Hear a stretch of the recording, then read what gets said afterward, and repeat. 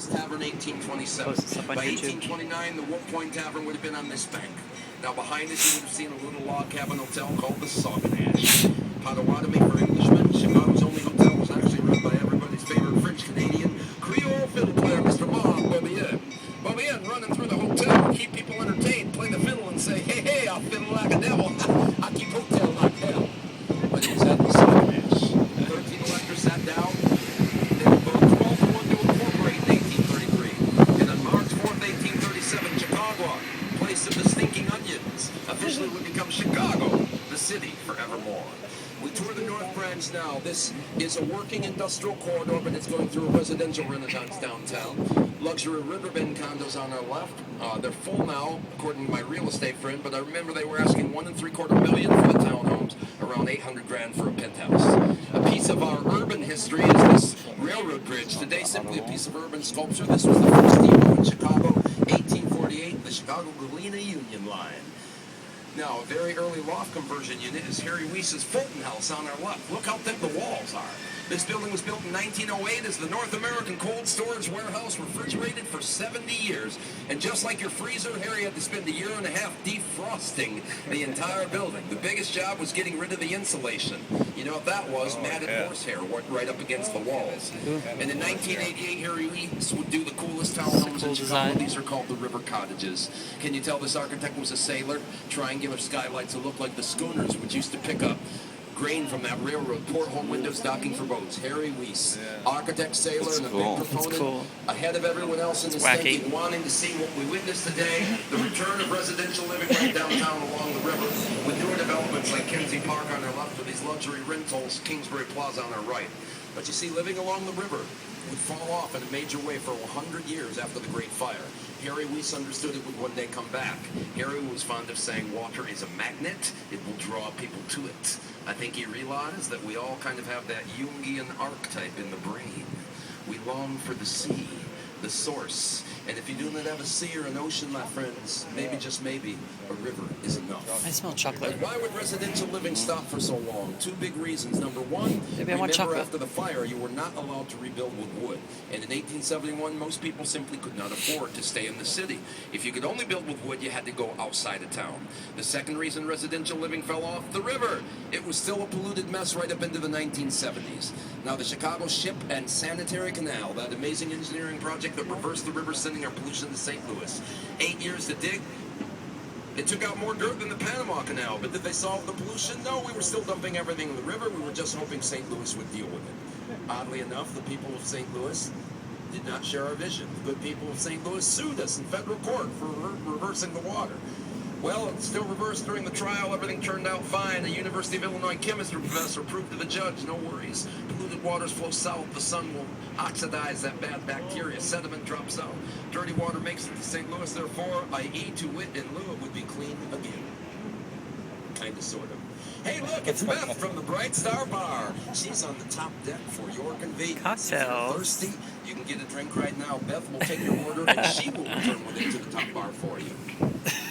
Well, the river is actually cleaner today than it was 100 years ago. In 1993, we were given an upgrade. The EPA said we no longer had to call the Chicago River toxic. We could just call it very polluted. And that doesn't sound very good either, but you have to remember, the river was a dumping ground for industry, and a sewer system for the entire city for so long is going to take a while to turn things around. Can you imagine? Now, things have changed in the 80s and 90s with the deep tunnel project, the storm drain system to divert dirty water from the streets away from the river. And in 1990, the Urban Waterways Design Project was started in Chicago. We took a clue from people like San Antonio, who created their own river walk, started doing that. There's all kinds of projects on the river to clean it up. The Chicago Metropolitan Water Reclamation District is working on it. And for new architecture, the Urban Waterways Design Project also suggested setback levels of 30 feet. On your right is Kinsey Park, a 500 condo development from 2001. Do you see how the buildings were literally set back, and then everything is actually landscaped down right here to encourage people to enjoy the river? This is what we're trying to do. Today, create a reciprocal process. The river slowly but surely is getting cleaner. We want people to come down and become a part of it. And if people have a connection to the water, a vested interest, then hopefully they will see the importance of what a great natural resource we could have once again. Now the river can be friend or foe. It turned into foe here at the Kinzie Street Bridge, the Great Chicago Flood of 1992, caused when those pilings below the Yellow Bridge House were pounded in the wrong place.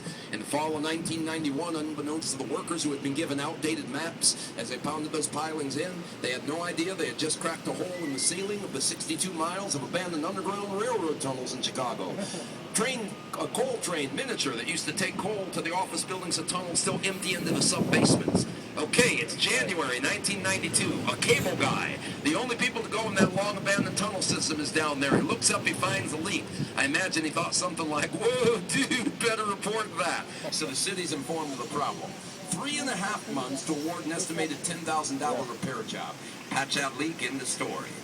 Not quite. Somebody dropped the ball. They didn't get around to it. You know what? They took pictures of the leak, but it was before digital cameras. They dropped them off at the drugstore and never did pick up the film. On April 13th, 1992, it was too late. The little leak became a gusher, and within 15 minutes, like a barreling locomotive, you had well over 1 million gallons of murky river water pouring through that hole and filling up the basement of the Merchandise Mart, Marshall Field's department store, the Chicago Daily News building. That's the Merchandise Mart right there. It's 6 feet high and rising. The water doesn't stop there. It goes all the way south to the Board of Trade. We'll see when we turn the boat around later. Everything's flooded, a big mess. And the cost of I'll get around to it. Nation. An estimated $10,000 repair job, but they got on things too sweet, wound up costing the city of Chicago well over $1 billion in cleanup and damages, the Great Chicago Flood.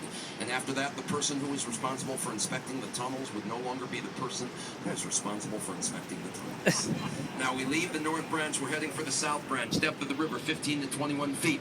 Chicago's movable bridges were inspired by the bridges of Paris. This is called a trunnion bascule. Bascule is from the French for seesaw. Each leaf turns on the trunnion pin with a counterweight. You move that counterweight, you can raise that bridge in 2 minutes. About another month, you'll see these every Wednesday and Saturday going up for the sailboats going home.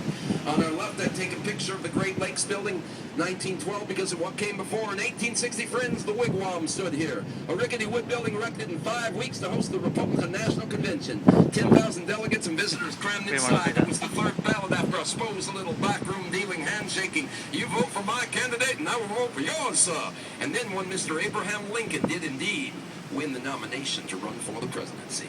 Now on our right, Amtrak and Metro trains are about to course through the ground floor of the Boeing building, world headquarters for Boeing Corporation, set down the highest clock tower on this planet. Perkins and Will, 1990, originally built this building for the Salt Company here in Chicago, Morton International. I know you know them when it rains, it pours. Now this happens to be an air rights project. It is built up that flight of stairs for people. Literally, the lower chamber is on top of the railroads. It's built literally over the tracks. The railroads own the land. We gave the railroads here in Chicago all the prime riverfront land they wanted in the 1800s so we could be the railroad hub of America. Back in the day, the trains weren't connected. You couldn't necessarily take a single train from New York to California. You had to change trains in Chicago. And every time you got off a train in Chicago, your pockets got lighter. You left a little jack, a little money behind. Air rights simply means you buy the air and you stay out of the way. Look what happened to them here. The far corner of the building, 12 floors, 55 by 150 square feet, is overhanging the switching yard. They're suspending the weight of those 12 floors so they're not in the way from the ceiling. See that rolled steel truss up there? That's called a cantilever. A projecting beam, like an arm, reaches out, holds the building up. The train will then go into the first air rights project in Chicago, the Art Moderne Chicago Daily News building on the right. Now, can you see that Art Moderne is very similar to Art Deco, the Civic Opera building on the left? You know, some of my books actually interchange those terms, but I'm going to split hairs. Art Deco was really first. The buildings had more decoration. A later version of that, which became known as Art Moderne, you find the buildings usually, I would say, having more of a sheer machine cut to their face. A bit of forgotten Chicago. You should know that Madison Street above your head was the coolest, the hippest neighborhood in America in 1905. This area was called Hobohemia, a working-class intellectual district of hobos, artists, anarchists, and the Wobblies, industrial workers of the world fighting for that one big union. And they got an education when Dr. Ben Brightman, protege and lover to anarchist Emma Goldman, started a hobo college west of the Daily News building. Hop afraid into